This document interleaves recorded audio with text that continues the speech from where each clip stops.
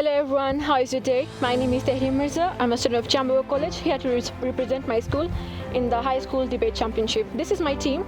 Our first speaker is Ariaka Walter, followed by our second speaker, Wezi Arnold, and then the third is me. I already told you my name, but let me do it again. I am Tehrim, and this is our fourth speaker, Katende Hannington. A very, very good afternoon to you all, ladies and gentlemen. Before you is St. Joseph of Nazareth High School. Behold our first speaker, the president of the Debaters Club, Sansa Joel Jordan, our second speaker, Nabuko Emmanuel, and our third speaker, Baluku Tony Anessa, and behold I, the fourth speaker, Enyagu Joseph.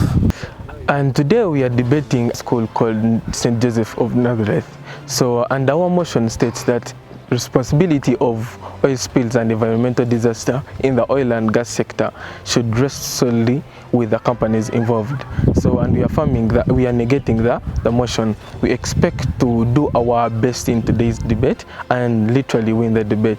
We need to recognize that the choices we take in our everyday life can either build a sustainable future or destroy the planet we call home. And our expectations are to learn and educate more. And we believe that the future of our nation lies in the youth, and we are the power. House rules. Each speaker has 5 minutes. The first and last minutes are protected. The judge will ring a bell to signal the protected time. The bell will ring continuously after 5 minutes. We need to recognize that the choices we make in our everyday lives can either build a sustainable future or destroy the planet we call home. Resolved. Responsibility of addressing oil spills and environmental disaster in the oil and gas sector should rest solely on the companies involved. Ladies and gentlemen, let me start by contextualizing the text in today's resolution. Oil spill is the escape of discharge or oil usually into the sea. And according to the online Advanced Learners Dictionary, Oxford, is the release of a liquid petroleum hydrocarbon into the environment, especially in the marine ecosystem due to direct or indirect human activities. And environmental disaster is an irreversible change in the natural complex, which can lead to the death of natural living beings. Ladies and gentlemen, take note, dear judges, that oil spills into rivers, bays and oceans are most often caused by the accidents involving tankers, barges, pipelines, refineries, drillings, rigs and storage facilities.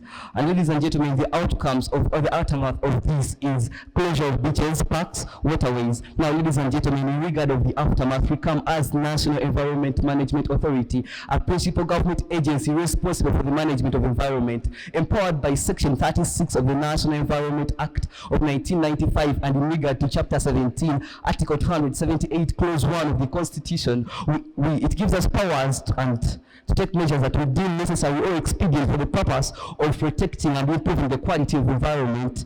And ladies and gentlemen, we therefore have our parameters as Uganda, and according to the current status quo, there was an average of 1.8 large oil spills from the tanker incidents every year in the decade from 2010 to 2019. And in 2022, 4 oil spills were reported in which more than 700 metric tons were leaked. Oh my God. An example is on 4th April 2020, in the Daily Monitor reported on an oil spill after an explosion of a geothermal hole in Chihuahua sub-county or in my district. Albert. Ladies and gentlemen, our team theme today is prevention of reoccurrence of oil spills and environmental disasters by companies involved. Ladies and gentlemen, coinciding with our end goal, and through this we say that responsibility of addressing oil spills and environmental disaster should rest solely on the companies involved, because the companies have a moral and legal obligation to prevent such interest and take an immediate action to clean up and mitigate the damage caused. Ladies and gentlemen, the expertise and resources and accountability make them best suitable to handle these situations, and that's why as National Environment Management Authority, we think it's justifiable for the companies involved to be held accountable for the oil spills and environmental disasters in the oil and gas sector. Ladies and gentlemen, reducing the reason why we are saying it should rest solely on the companies involved. 1, reducing the government expenditure and burden that we should have used it creates more money for investing in other sectors. 2, it sends a strong message to other industries that negligence and lack of preventive action will not be tolerated. Ladies and gentlemen,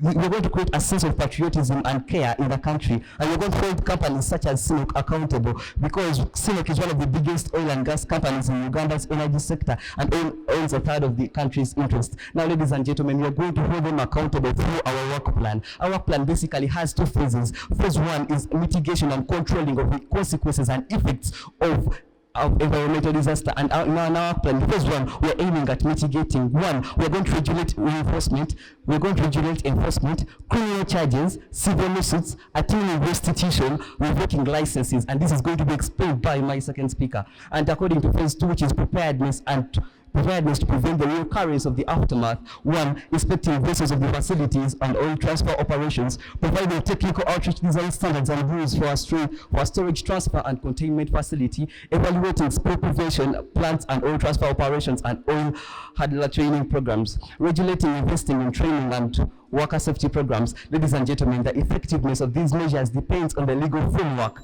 government enforcement, and capabilities. Ladies and gentlemen, we don't inherit the earth from our ancestors, we borrow it from our children. Thank you.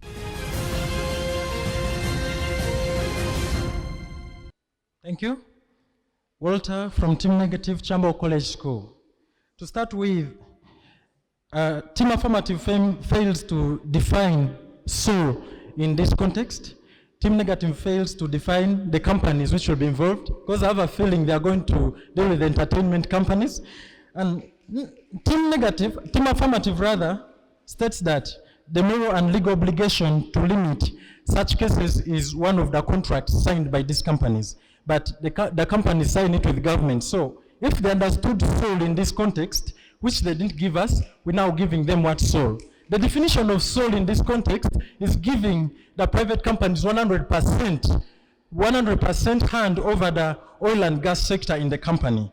If we are taking it at this context, which they, by the way, failed to define theirs, we're now saying that if it is 100% responsibility of the companies, then why should one, the companies first of all sign these documents, and two, why should agencies like NEMA, which are appearing in their policy, appear? And most importantly, while they give a parameter of Uganda, we are giving you a parameter of East Africa, and we are narrowing it down to the East African crude oil pipeline, the ECOP. We are coming in as the East African Legislative Assembly, and we are saying that the claims these people have given, such as government expenditure is never going to come down. In fact, all the East African countries, even Uganda, which is their parameter, are under deficit budgets. So I don't know what government expenditure are talking about, the negligence and sense of action. Let me emphasize this. The only cause of spillage and such accidents is two: mismanagement and natural calamities. They are going to manage one. Will you manage the natural calamities?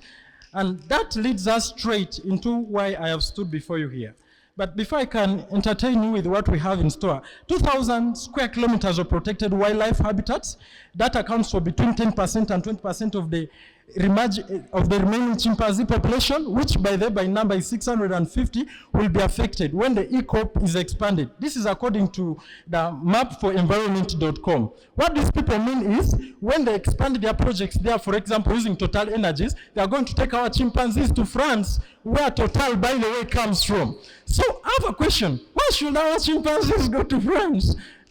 When we have Uganda here, and this is our government. And that is why for us now we're coming in to say, we're saying as Team Negative that no, let the responsibility not rest on companies, but let us push for a collaborative approach, because we know our countries have a limitation. They are short on budget, they are short on experts, but there is something which if they don't do, the companies coming into rejected. The companies coming in here to do contracts are going to act as colonial agents. We saw this thing in a historical perspective. You remember Ibeco, Imperial British East African Company? You remember GECO? This is how colonialism began. So if you say that our companies, our country doesn't have the capacity, one, to control these people or to manage its own resources, what is the guarantee that our countries will defend themselves from the neo-colonialism and the dependency syndrome, by the way, which is eating us inside out? And now we are proceeding by saying that companies lack implementing instruments like the police. If we say we are going to expand the ECOP, there is compensation, and then there are these hooligans who will not want to leave their land. Do companies have what it takes to assume the role of police or the UPDF or the Ministry of Lands? How will these people be compensated? And we're also now coming in to say that according to the Independent, which case they did put forth, by the way, that was not an accident of the oil company which was at hand. The accident was a natural catastrophe. I'd like to conclude by saying that our collaborative approach is because there is a move to switch to renewable energy. And companies have this priority of profit making. They are not going to prioritize our national agendas, which we only understand better. This is the High School Crossfire. We'll be back in a minute.